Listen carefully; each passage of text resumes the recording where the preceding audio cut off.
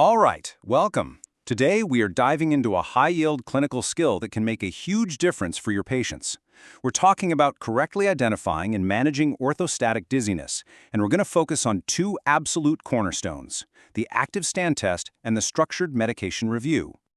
Just so you know, all the information we're covering today comes straight from the Orthostatic and Medication-Related Dizziness Literature Review, which was published by the Australian Dizziness Clinics Education Hub, specifically for general clinicians like you. And this quote, well, it really gets to the heart of it, doesn't it?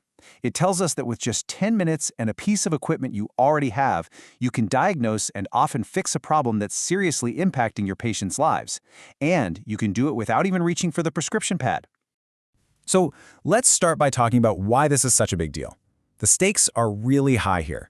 We're not just talking about a minor symptom. Orthostatic intolerance is incredibly common, it's very often missed, and the consequences, well, they can be serious. I mean, just look at these numbers. Orthostatic hypotension is not some rare textbook condition. It hits up to 10% of all adults. And as our patients get older, that number just skyrockets. We're talking up to 30%. That's nearly 1 in 3 of people over 75. And for folks in nursing homes, it's over half. The bottom line is you are seeing this in your clinic every single day. But here's the crucial gap, the part we really need to fix. Even though it's so common, the diagnosis is routinely missed. That simple, effective active stand test, it's only being done in less than a third of older patients who come in complaining of dizziness or falls. And this right here is the cost of missing it. This isn't a benign oversight. Orthostatic dizziness is an independent predictor of major, life-altering events. We're talking falls, fractures, cognitive decline, and even all-cause mortality. Getting this diagnosis right is literally about preventing these major adverse outcomes. So how do we close that diagnostic gap? Well, it's actually pretty simple. You can do it with a tool you already have. Let's walk through the active stand test. It's your 10-minute high-yield key to unlocking this diagnosis. Okay, let's dive into the specifics. It's a really simple 5-step process.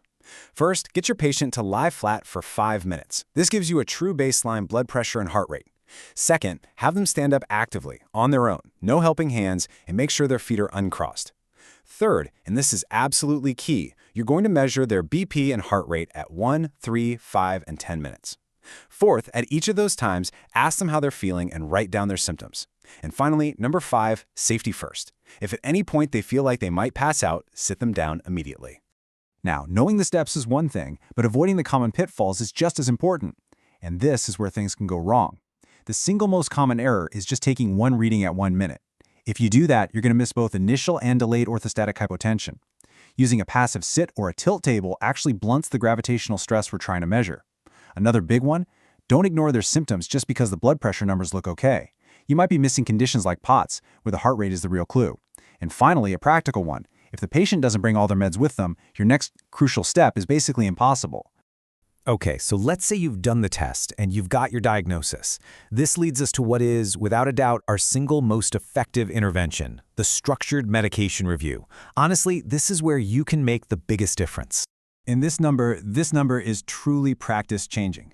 In 30 to 40% of patients, you can completely resolve their symptoms just by doing a careful medication review and deprescribing a high-risk agent. Think about that. You can cure a third of your patients simply by stopping or changing a drug they're already taking. And this is how you do it. You apply this simple 3-step framework to every single high-risk medication on their list. For each one, you ask yourself, can I stop it? If not, can I switch it to something safer? And if not, can I at least reduce the dose? Stop, switch, or reduce. It's that simple. So what are we looking for? Well, here are the 9 highest-risk drug classes you really need to have on your radar. You've got your usual suspects, alpha blockers, antihypertensives like ACE inhibitors and diuretics, but don't forget about antidepressants, antipsychotics, anti-Parkinson agents, and vasodilators like nitrates. Just screening for these 9 classes is your best first move. This brings us to a really important clinical pearl. I want you to think about this for a second.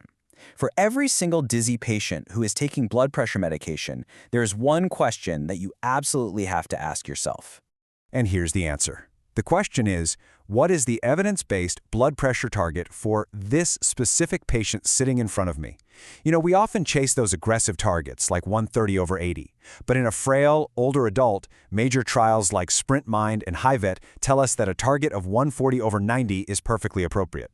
Pushing lower in that group can actually cause more harm than good by driving orthostatic hypotension and falls. And please don't forget this, deprescribing isn't a one-and-done event, it's a process.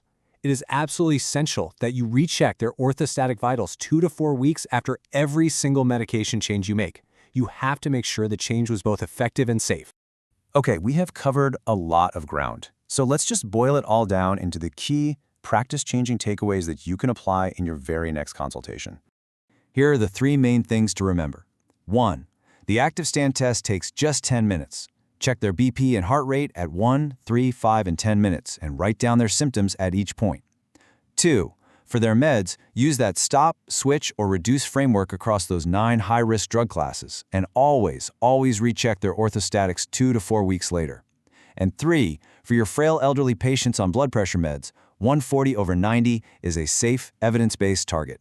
By getting really good at the active stand test and the medication review, you've already won half the battle. But what comes next?